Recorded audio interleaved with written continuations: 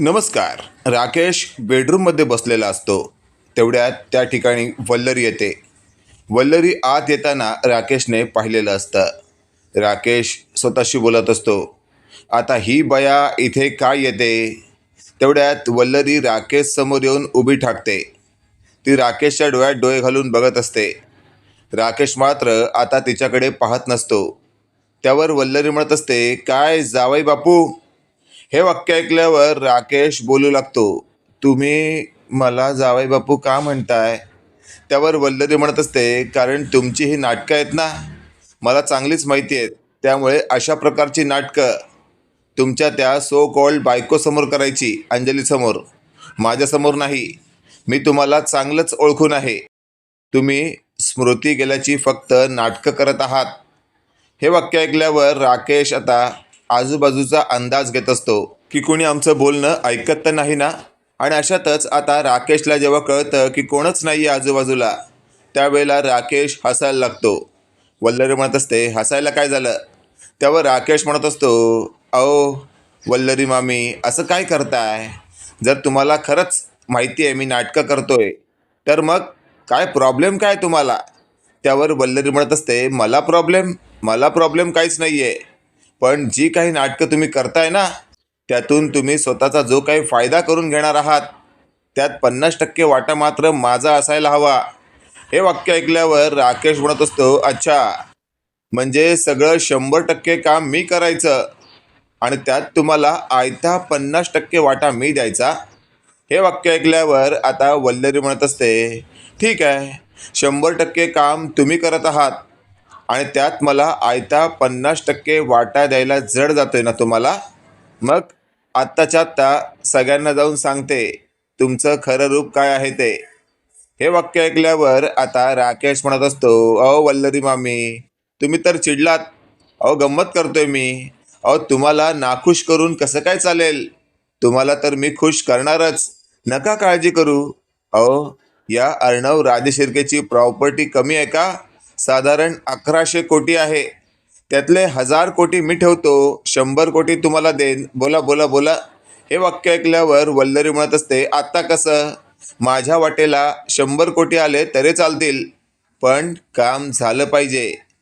आता नेमकं या दोघांचं बोलणं कोपऱ्यातून अंजली ऐकत असते आणि या गोष्टीचा या दोघांना अजिबातच थांगपत्ता नसतो. राकेश म्हणत असतो, मामी, जर तुम्हाला 1100 कोटीमधील 100 कोटी हवे असतील ना, तर तुम्हाला माझी साथ द्यावी लागेल. या घरात सध्या तरी मी एकटा आहे, कारण मला काहीच आठवत नाही आहे असं मी क्रिएट करतोय.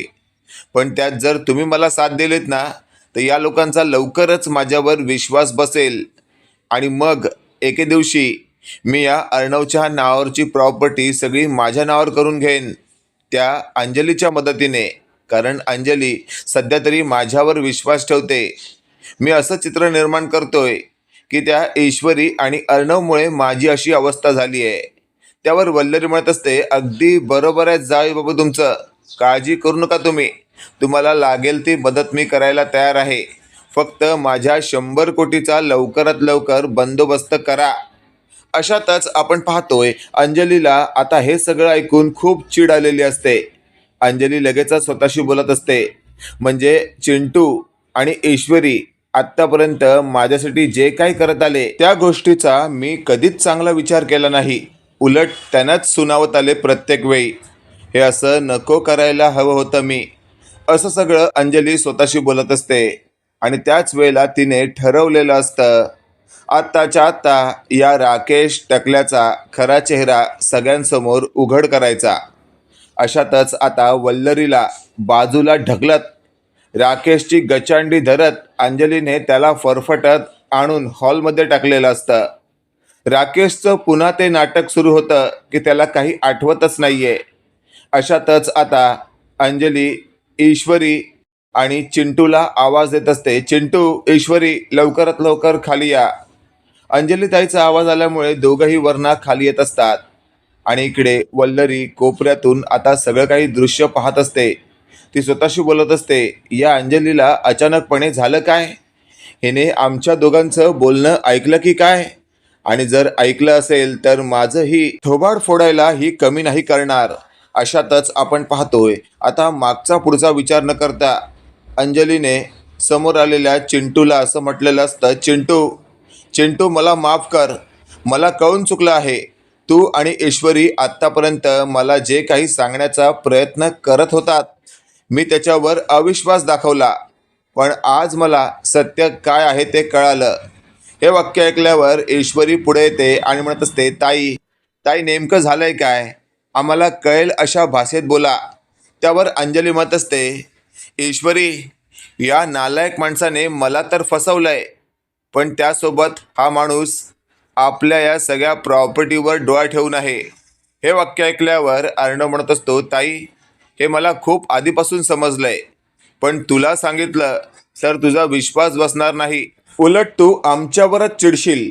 हे वाक्य ऐकल्यावर मात्र आता अंजली म्हणत असते, हो चिंटू अगदी बरोबर बोललास तू. माझ्यासमोर माझ्याच नवऱ्याने वल्लरी मामीला कबुली दिल्यावर लक्षात आलं माझ्या की त्याचा खरा चेहरा काय आहे ते. आता वल्लरीचं नाव अंजलीने घेतल्यामुळे ईश्वरी म्हणत असते, अंजली ताई वल्लरी मामींचं नाव घेताय तुम्ही, काय म्हणायचं आहे तुम्हाला. त्यावर अंजली म्हणत असते, या घरात फक्त हा व्यक्ती नालायक नाही आहे, तर वल्लरी मामीसुद्धा नालायक आहे. चिंटूने स्वतःच्या मेहनतीने कमवलेली 1100 कोटीची प्रॉपर्टी, त्यात राकेश 1000 कोटी आणि ही वल्लरी 100 कोटी स्वतःकडे ठेवण्याचा निर्णय करत होते. हे सगळं ऐकल्यावर आता थेट वल्लरी कोपऱ्यातून एकदमच घाबरलेली असते आणि तेवढ्यात अर्णव म्हणत असतो, ताई मला सगळं माहिती आहे, पण मी काही बोलू शकत नव्हतो, पण आज तुझ्यासमोर जे चित्र उघड झालं आहे ना, त्यानंतर बघ मी काय अवस्था करतो या टकल्याची. त्यावर लगेचच आता राकेश आणखी वेगळ्या प्रकारचं नाटक करत असतो की काय चाललंय तुमचं, कसली 1100 कोटीची प्रॉपर्टी, मला तर काहीच कळत नाहीये. त्यावर ईश्वरी म्हणत असते, टकल्या राकेश एक गोष्ट लक्षात ठेव, आम्हा सगळ्यांना फसवण्यासाठी तू जे काही करतोयस ना त्यात तू सपशेल हरलेला आहेस, अपयश ठरलायस. त्यामुळे आता नाटक बंद कर, नाहीतर इथल्या इथे तुझी अवस्था अत्यंत बिकट करून ठेवू. हे वाक्य ऐकल्यावर राकेश मनातल्या मनात बोलत असतो, या अंजलीने सगळा घोळ करून ठेवलाय. खरं तर घोळ त्या वल्लरीने केलाय, ऐनवेळी माझ्या बेडरूममध्ये येऊन नको ते बोलायचा. अशातच आता अंजली म्हणत असते, चिंटू आताच्या आता या नालायक सोबत वल्लरी मामीला सुद्धा उभं कर.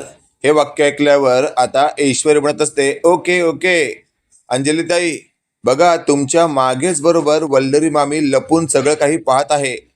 तेवढ्यात अंजली वळते आणि समोर दिसलेली वल्लरी आता तिथून पळण्याचा प्रयत्न करत असते. तेवढ्यात अंजलीने म्हटलेलं असतं, वल्लरी मामी पळून पळून कुठे पळशील तू, थांब. आणि तेवढ्यात वल्लरी थांबते. ईश्वरी लगेचच जाऊन वल्लरीची गचांडी धरते आणि समोर असलेल्या राकेशच्या बाजूला आणून टाकते. वल्लरी म्हणत असते, अरे जरा तरी माझा विचार करा, मी काही केलेलं नाहीये, या नालायक राकेशने उगाचच माझं नाव घेतलंय. त्यावर मात्र अंजली म्हणत असते, त्यांनी तुझं नाव घेतलंच नाहीये, मी जे तुमच्या तोंडातून निघालं तेच या चिंटू ईश्वरी समोर सांगितलं. अशातच आता ईश्वरी पुढे येते, ती म्हणत असते, काय वल्लरी मामी, 1000 कोटी या टकल्याच्या हातात आणि 100 कोटी तुमच्या हातात. अहो एकही रुपयाची मेहनत न करता प्रॉपर्टी बळकावण्याचा तुमचा जो हा प्लॅन आहे, खरंच तुम्हाला वाटतं आम्ही सक्सेस होऊन देऊ. अरे माझ्या नवऱ्याने कमवलेली प्रॉपर्टी तुम्हाला अशीच हवी आहे, एकदम सोप्या पद्धतीने, जे कधीच शक्य नाही आहे. त्यावर लगेचच आता वल्लरी म्हणत असते, अर्णव अर्णव मला माफ कर, खरंच माझ्याकडनं चूक झाली, खरं तर या सगळ्यामध्ये या टकल्याने मला अडकवलंय. त्यावर मात्र आता राकेश बोलत असतो, या मामी काय बोलतायत मला काही कळत नाहीये. त्यावर लगेचच आता अर्णव म्हणत असतो, ताई ताई तू फक्त परमिशन दे मला, मी आता याला बरोबर बोलतं करतो. त्यावर अंजली म्हणत असते, चिंटू काय करायचं ते कर, या टकल्याला झोड मार, त्याचा टकला फोड, तू काही कर, कारण मला कळून चुकलंय की हा व्यक्ती एक नंबरचा नालायक आहे, दुष्ट आहे. अशातच अर्णव आता बॅकफ्लिप मारत या टकल्याच्या बरोबर हनवटीवर पायाने किक मारतो आणि टकल्या जाऊन बाजूच्या सोफ्यावर पडतो. त्यावर लगेचच आता राकेश परत एकदा नाटक चालू करतो. अरे काय करताय हे? मला काहीच कळत नाहीये, तुम्ही सगळे असे का वागताय? त्यावर राकेशला अर्णवने उभा आडवा तिडवा तुडवायला सुरुवात केलेली असते. मोठ्या खतरनाक पद्धतीने तुडवून काढल्यामुळे राकेशची अवस्था आता बिकट होते आणि तो आता अंजली जवळ येतो आणि अंजली समोर गुडघे टेकून म्हणत असतो, अंजली, तूच म्हणतेस ना मी तुझा नवरा आहे, मग तुझ्यासमोर सगळे माझ्यावर असा आरोप करतायत तरी तू शांत आहेस? त्यावर अंजली म्हणत असते, नालायका, सगळे आरोप नंतर करतायत, आधी आरोप मी करते, कारण मगाशी तुझा खरा चेहरा माझ्यासमोर आलाय. वल्लरी मामीला काय म्हणालास तू? या अर्णव ऐश्वरीला तर मी संपवणार आहे आणि या लंगडीला तर लाथ मारून घरातून बाहेर काढणार आहे आणि या संपूर्ण प्रॉपर्टीवर राज्य करणार आहे. हे वाक्य ऐकल्यावर आता राकेश म्हणत असतो, राणी सरकार, आय एम सो सॉरी, माझ्याकडनं खूप मोठी चूक झाली.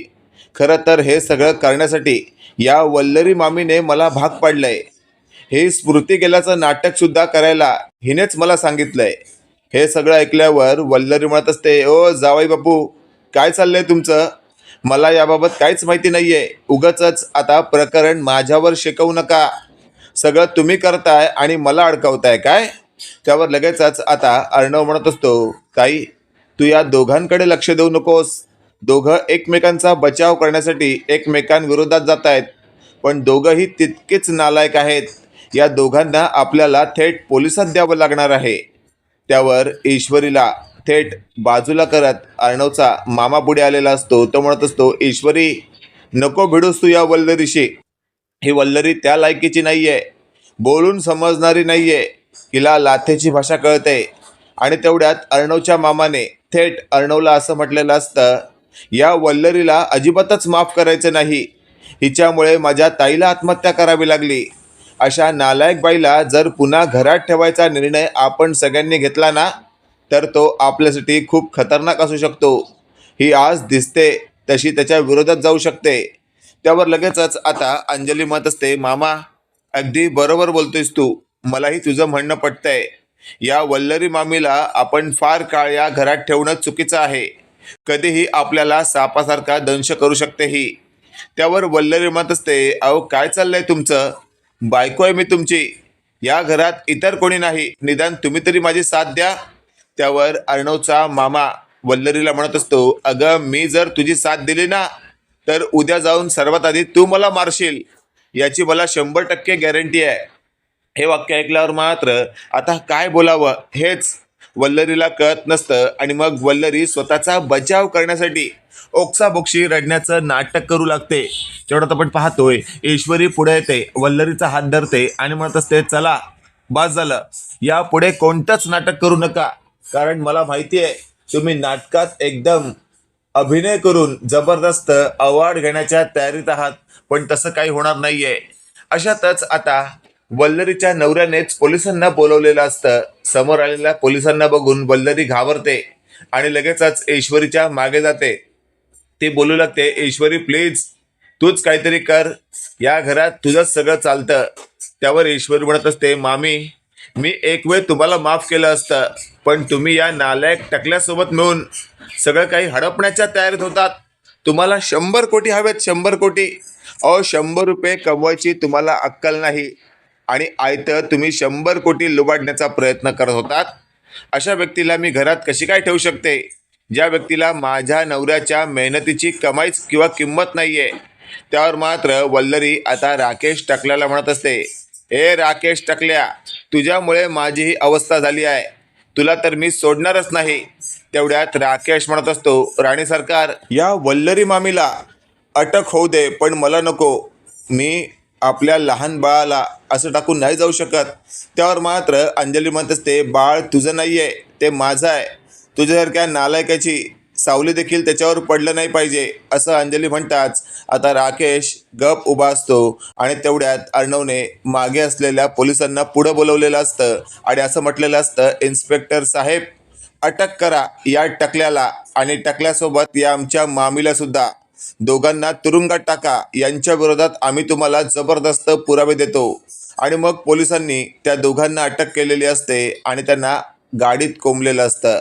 तेवढ्यात आपण पाहतोय अंजली पुढे येते आणि म्हणत असते, ईश्वरी, ईश्वरी मला माफ कर, मी तुला ओळखूच शकले नाही.